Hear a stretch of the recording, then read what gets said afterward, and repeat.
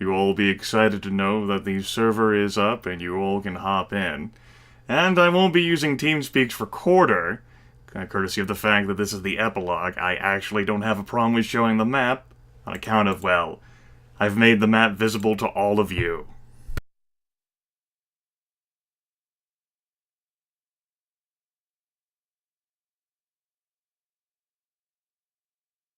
So,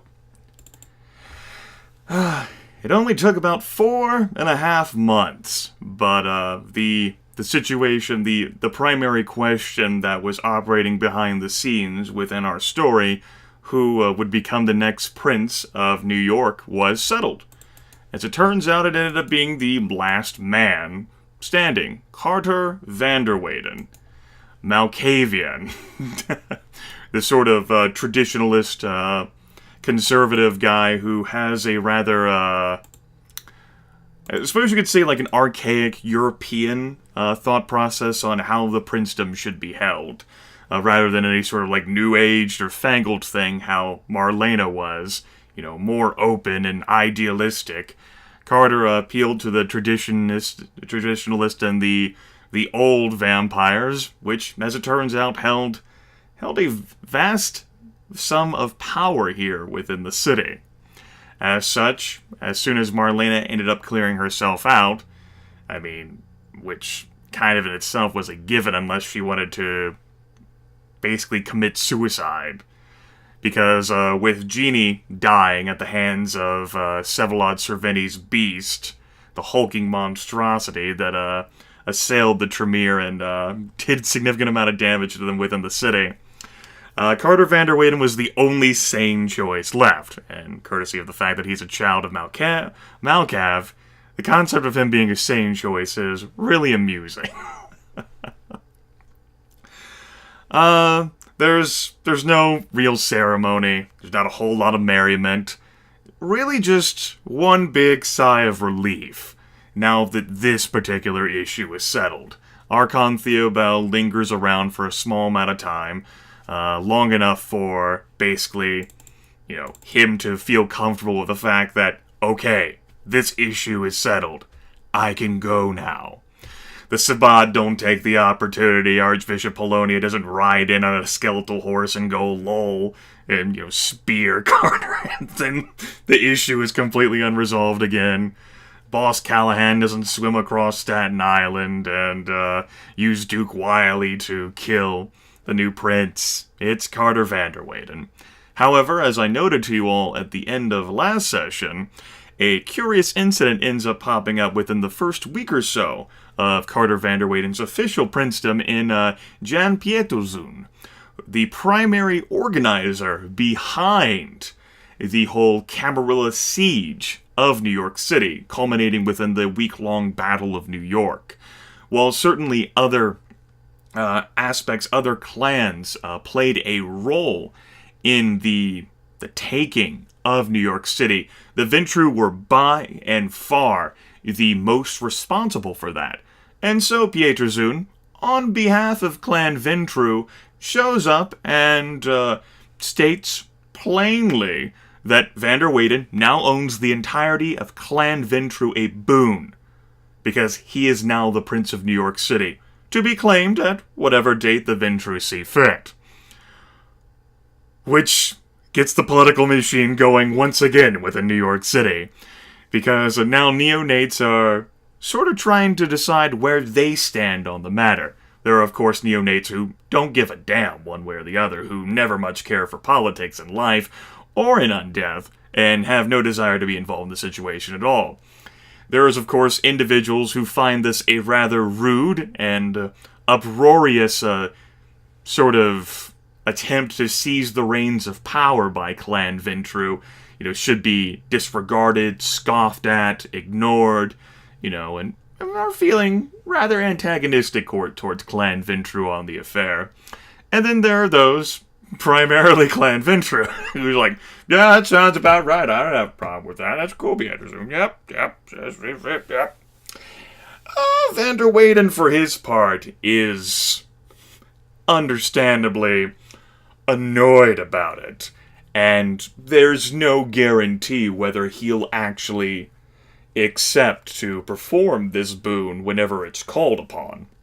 But, of course, boons being what they are, a form of currency within Camarilla society, it's currently now hanging like a specter over New York City. And so any hope of resolution that could have possibly been achieved by the princedom matter being settled doesn't exist.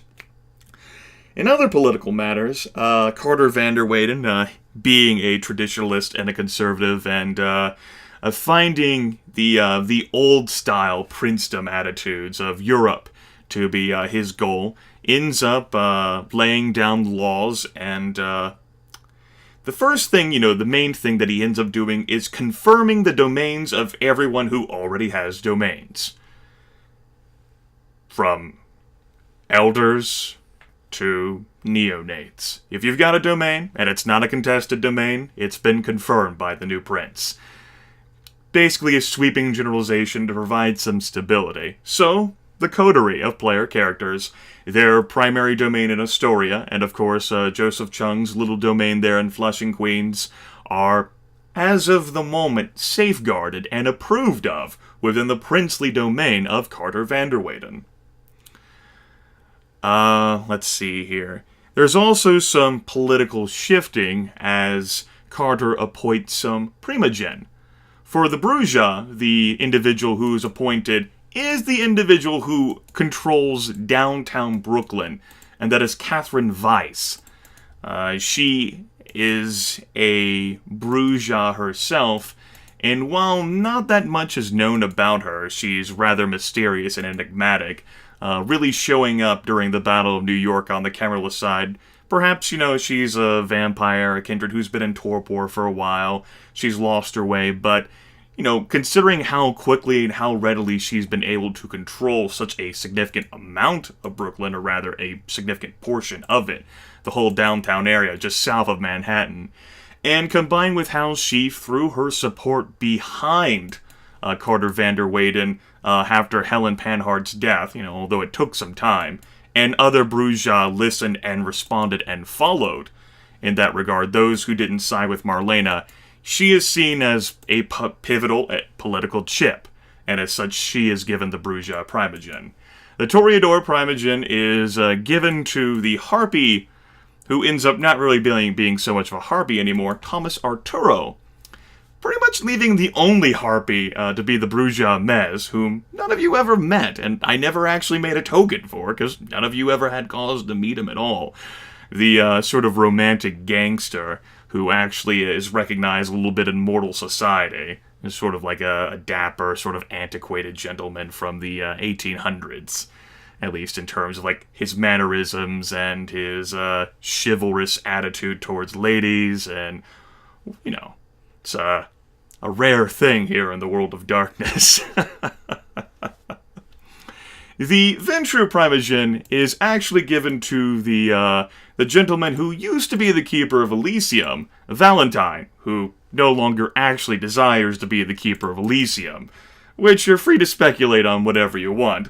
Long story less long, he didn't want that position anymore, so he no longer has it. Instead, he's the Ventru primogen, and if should any Ventru get out of line, or in terms of Ventru clan politics or affairs, he'll be the one to oversee that matter, which, considering how he is undeniably the most powerful Ventru living within the New York City metropolitan area, is a no-brainer. The Keeper of Elysium position is actually given to another Ventru, one who's recognizable, Gabrielle Tassinelli, who rather enjoys the whole sort of drama and political theater of it all, more so than Valentine, and finds it incredibly amusing. Thus, one of Prince Michaela's children actually ends up playing some sort of significant role within kindred society here in the hustling and bustling New York City domain. The sheriff position isn't actually one that's resolved. And within the coming weeks, the position is actually left vacant, simply because Carter van der Weyden doesn't actually see anyone that he likes, and apparently in political maneuvering and backroom dealing, no one ended up satisfying whatever he thought appropriate to really claim that position of sheriff. And as such, the vacant position means for political maneuvering and jockeying. Hey, it's free and clear. Wouldn't you like to be sheriff? Oh my goodness, especially for such a conservative-thinking kindred such as Carter Vanderweyden, who's seemingly unstable courtesy of the fact that he's Malkavian, and the fact that the Ventru claim quite a boon over Vanderweyden, which understandably chafes at him, could be a great position of opportunity. And of course there are others, the high-minded aristocrats of New York City, since there are so very few elders who are, perhaps going to fill the vacant positions of Harpy, since Helen Panhard is dead, and Thomas Arturo is Primogen. Who gives a fuck about being a Harpy? All the same, though, there's still this sort of, to add to everything else, this unsettling feel in the city. Although the Clan Nosferatu is not the most public of clans, there have been individuals who have vanished, who have disappeared, who have gone completely off-grid, and they've had contacts and connections in domains which have basically been left empty and unattended to, and friends and acquaintances who have noticed this vacuum. As such, there is no Primogen appointed of Clan Nosferatu. There are only 3 Nosferatu living in the city whom any non-Nosferatu kindred would actually kind of know on an offhand basis. That being Uncle Smelly, the erstwhile Prince Calibros, who's no one really cares about him anyway. He's disappeared. Good riddance. He's an asshole. And David Green, a neonate who has claimed quite a bit of status for himself, particularly after he ripped off a fucking tentacle beast's tentacle in Elysium. And, he saved the High Regent at the time, the Imp Wainwright. And that was a big deal, and certainly his name has recognition in that regard, but no one else has heard much from many more Nosferatu. There might not be even a dozen Nosferatu in the city. And that's created an unsettling attitude in those in the know, who have knowledge and connections of such a thing like, where did all the Nosferatu go? Why aren't they talking? What's happened? You also have the sort of general malaise settling in the city as more whispers and rumors crop up of curious sightings of fog that rolls into places, into buildings themselves, and lingers for far longer than it should. Basements that an individual might walk to, and it's chilling cold. Signs of a serpent circled upon itself, devouring its own tail. And not just on the billboards of the Dragon Metro Cab Company. These, along as others, sort of create an uneasy feeling within the city. But it's impossible to say what's exactly causing it, or how one could solve it, if they could at all.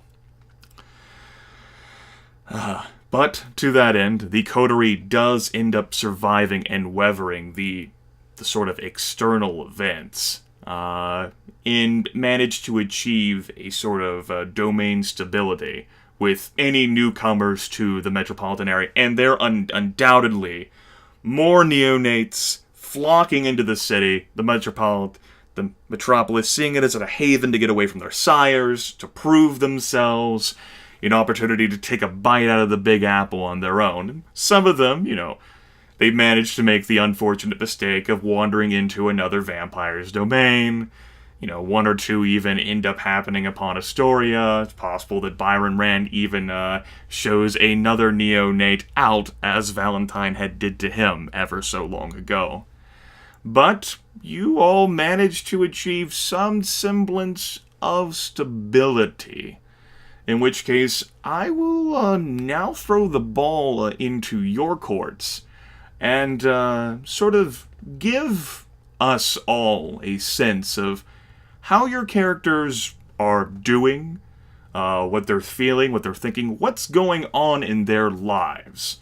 As obviously the swelter of drama continues to surround them, but they've sort of extricated themselves from being directly involved in it. And unless they choose to run right back into it, gone are the times where Archon Theobel's pitching them suggestions and Sheriff Kadir Asmai is stalking them and, they're batting around things every day in Elysium, shit like that. It seems like things for them have become more peaceful to an extent.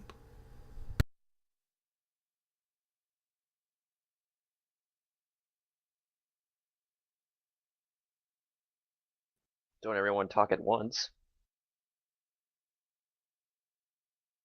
Yeah, well, I got a phone call right as he ended, so I didn't want to hit the push to talk key while it was ringing. Well, I'll go first. I mean, Byron is pretty cut and dried. He didn't have that many loose ends. For him, he's going to. This was my plan all along. If I had any more charges in my lucky merit, I would have taken vicissitude and tried it out. Then I could roll again if I botched and lost an appearance. But he's going to play around with that, and he is going to learn it. He's pretty psyched that Valentine is the primogen for the Ventru, and from what he saw of Gabrielle, he likes her as the keeper of Elysium, so he's probably going to spend a lot of time there trying to rub elbows with people. Other than that, he's pretty content to just grow the little commercial empire that they've got going on in Astoria. Whether or not the coterie sticks together, he figures he can get out pretty much what he put into it at this point, thanks to the resources he got from Theo Bell from helping him with Sevalod. So he's at least got himself entrenched in the city, which was his main goal. And moving forward, he's just going to try to slowly build up, as like vampires do.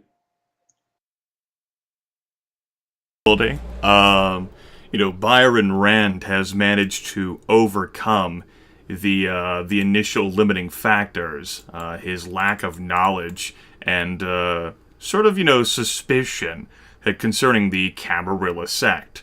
Of course, there tends to be inquiries among Ventru about, sort of sire you could have, in which case, Byron waves him off, European. And of course, some of Prince Michaela's children, in particular Gavin, have developed an animosity towards Byron, but really, that happens with every person. You walk into a room, there are some people who like you, no matter what you say, some people who dislike you, no matter what you say. And in that regard, Gavin is certainly in the dislike camp. But Byron, with his little bit of status there from, what Archon Theobel has said about how, helpful and beneficial Byron is, and, the things that he's proven himself. In that regard, his experiences have given him a measure of confidence that goes beyond finances and goes beyond simple manipulation. Sort of like, now he actually has the experience to back up the Ventru bravado.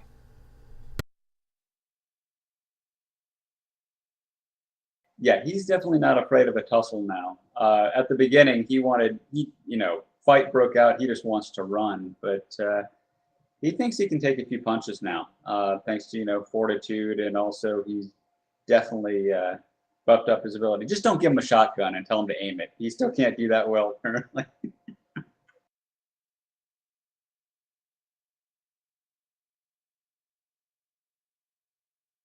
All right, well, I guess I'll go now. The first thing I have to ask is, in the next week or two in-game, does anyone make a move on David?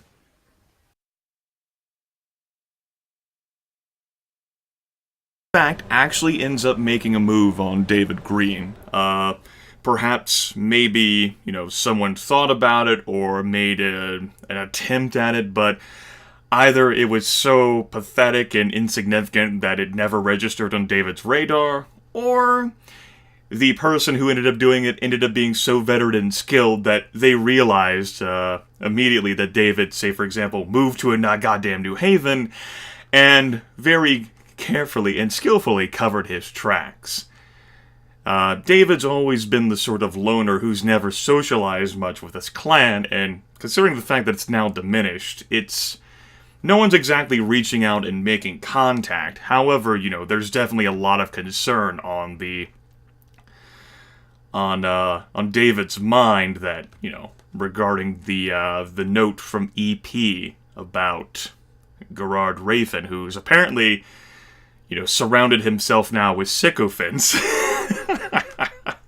being in control of what remains of Clan Nosferatu here. And certainly there's going to be more sewer rats who migrate here to fill this sort of vacancy.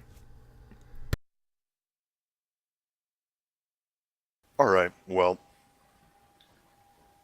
if and when more Tremere start popping up in the city, because I assume they can't leave it alone for long. That's, David's...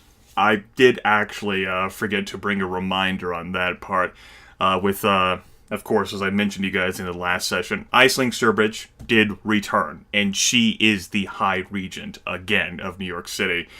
There's speculation and rumor about what happened in that regard. Sources say, among other things, that she was called away on a secret mission, that she was up in the Catskills doing crazy Tremere rituals, that she had actually been recalled and pulled from her assignment because of failings and lost assets in the assault on Vsevolod Cervini, and she had actually been pulled to Vienna for questioning. But with the sort of implosion of the Tremere here, and the torpor of Ephraim Wainwright, she has, for, whatever the hell she was doing, she's back, and she is the High Regent. And, there's no need for a Tremere Primogen, because, considering how insular and organized they are, it really is the High Regent. Alright, well, David's going to try to cash in his chip with them in order to bump himself up in status a little bit and become a viable candidate for some kind of political position. Clan Tremere remembers. They have a tendency to not forget things.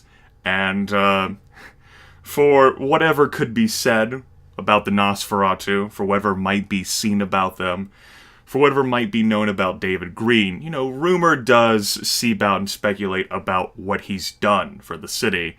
And, his attitudes and thoughts towards kindred society and what he wants to do. In this aspect, High Regent Aisling Sturbridge is okay with that.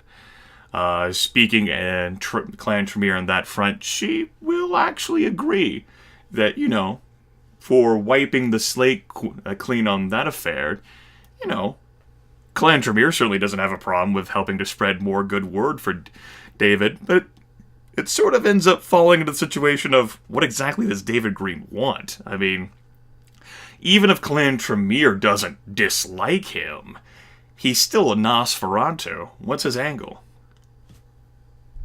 Well, David's pretty sure he has a solid shot at being the Nosferatu Primogen if he calls in the chip on that. But he'd also like to be considered for the seat of sheriff. After all, he is, by most accounts, the biggest shit-kicker in the city. That is certainly true, and it definitely is something that the imp could testify to if his ass ever woke up. And those who ended up surviving, Miranda McGregor and Ben Watson, members of the Elysium Security Force, Archon Theo Bell himself, who still has a measure of pull. The Nosferatu Primogen position, you imagine, has been left vacated due to the small size of Clan Nosferatu, their general unpopularity with kindred high society, the fact that Clan Nosferatu slighted van der Weyden by, in general, throwing in their weight with Marlena, and, it's kind of like, Nosferatu Primogen, really? They don't keep their shit together the way it is?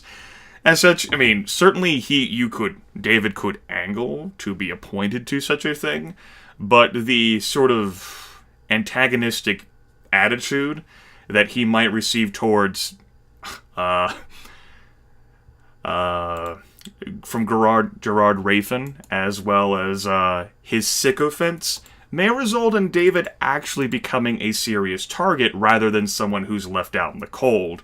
Whereas the position of sheriff would make it so that David really doesn't have to interact with his clan brethren. He just have to interact with everyone. Which is why he's more aiming for sheriff. Something that is feasible. It is something that David Green can definitely obtain within the weeks. There are other candidates who, of course, end up sort of trying to maneuver and finagle their ways into the position. But Carter Vander Weyden, likes David from an idealistic standpoint, even though Clan Nosferatu might have slighted him, it wasn't exactly David himself. And obviously, trying to kill Marlena was kind of like, an idealistic dream there. Let's deal with her. And but he certainly never supported her. He definitely did not. With the vacancies, with the sort of subtle pressure from Iceling Sturbridge, and what little remains of Clan Tremere as they sort of fluctuate back into the city, David Green ends up sort of becoming, readily, the new sheriff of New York City.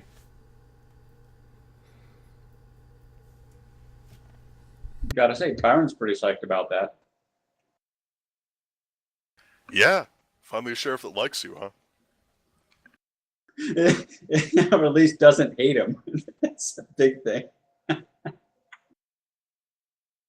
Right, well... Becoming the new sheriff of New York City carries quite a significant burden. You have the Sabbat, who are ever lingering in New Jersey.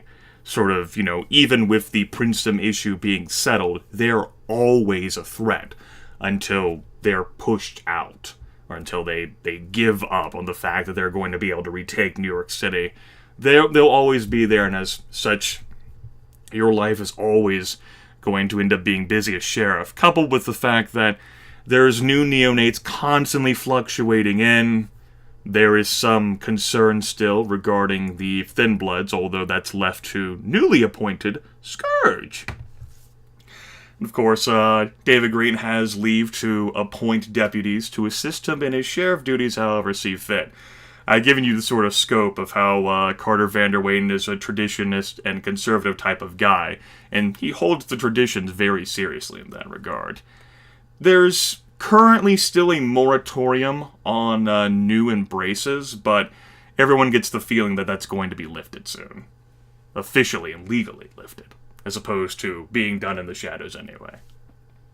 Alright, well, as for who David's going to be deputizing, he's actually going to be trying to put together something of a spy network to keep an eye on the Sabbat.